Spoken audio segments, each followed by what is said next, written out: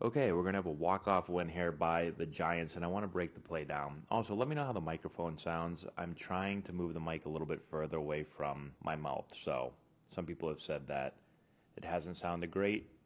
It is a good microphone, so let me know in the comment section below if it sounds any better in this video. We also have a lightning storm going on outside, so maybe you can hear some thunder. Okay, so Mike Yastrzemski is at the plate, former St. John's Prep Eagle. And the first thing is, let's talk about the situation. It's the bottom of the ninth, tie score. Now, the first thing that stood out to me here is the defensive alignment, especially in the outfield. So typically you will see teams play most hitters slightly oppo in the air. So you can see the center fielder is playing slightly oppo, but the right fielder over here, he is playing, I would say maybe slightly pull or at least straight up. He is not playing oppo. So you see, because the center fielder is over and the right fielder hasn't followed him, there is this big gap in right center field. Look at that gap compared to that gap right there. Now, I don't have the advanced scouting report on Yastrzemski, but I just thought it was interesting. Usually when the center fielder moves this way, if we're going to play oppo, then this guy is going to come with him. So here's the pitch right here, and we'll play it in normal speed. So he hits the ball right in that big gap right there. Center fielder's going to range for it. He's going to lay out. He's going to not get there. Right fielder's going to pick the ball up. We're going to throw the ball to third base, and it's going to go way over the third baseman's head, and we've got a walk-off win as the ball bounces into the stands. Okay, so let's rewind it here and let's talk about some things that stand out.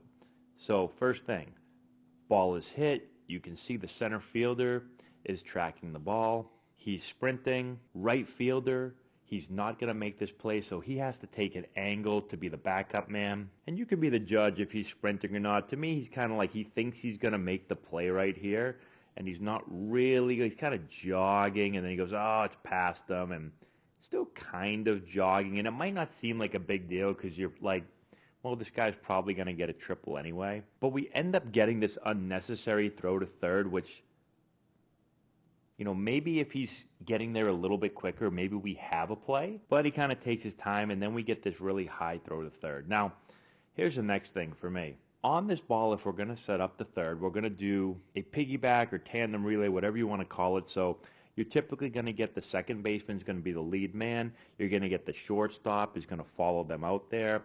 First baseman is typically going to come inside and then trail the runner. First baseman doesn't trail here. First baseman kind of just works his way this way. And so this guy is communicating to the infielders what he wants. He's lining them up. He's saying 3-3-3, letting them know. But then this guy, the shortstop, is going to echo the call. And so in this instance right here, we really don't have a play at third base. Watch when the second baseman catches the ball right here. I mean, this guy is already just cruising into third base. There is no play. And I know it can get loud in big league stadiums, but we need to let this guy know to cut the ball and just eat it. There's no point in making a throw here. It's an unnecessary throw, and then, you know, we get the throw way over his head. So the terminology we use is just cut, cut, cut. If you hear cut, cut, cut, that means don't do anything with the ball. If you hear 3-3-3, that means you're going to cut it and throw it to third base. So we have to do a better job of communicating.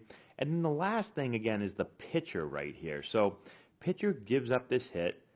So the ball's driven to the outfield. Pitcher is first going to just kind of stand there. He's going to see if the ball is caught. Now, once the ball isn't caught, he goes, okay, I got to go back up somewhere. So he starts to jog kind of to this midpoint right here. So he's starting to run in between home and third.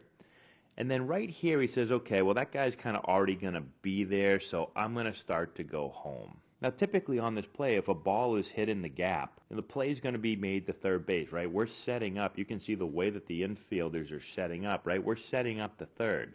So for me, if I'm a pitcher, once that ball is hit, like I'm going this way and I'm backing up here. The chances of a throw coming home are probably pretty slim. The chances of a throw going to third are pretty high. And also in this situation, if we back up home, there's no other runners on base, and this is the ball game. So if the ball gets past the catcher, as this guy, let's just say this guy rounds third and he's scoring and the ball gets by the catcher, well, the game's over anyways. And I guess technically there could be a throw home and this guy stops at third and then it gets over the catcher's head and we have the pitcher there to make the catch. But for me, again, like the way this ball is hit, it's not going to be a throw home. It's going to be a throw to third base, or it's just going to be a cut, a hold, and this guy's just going to jog the ball into the infield. So by not going the back up third, now we have the throw to third. And again, if you see where it lands right there, right, it bounces right there, pretty much exactly where the pitcher would be if he were to quickly have gotten over there to back up third base. But nobody's there, and so the ball game ends. So that's what I got on the play. Let me know what you think in the comment section below, what I missed, if you would have done anything differently. Or maybe you think this is the way it should have been set up and we just need to make a better throw. That's all we have. Let me know again what you think. Subscribe to the channel, hit the notification bell, give it a thumbs up, all that good stuff, and we'll talk to you later.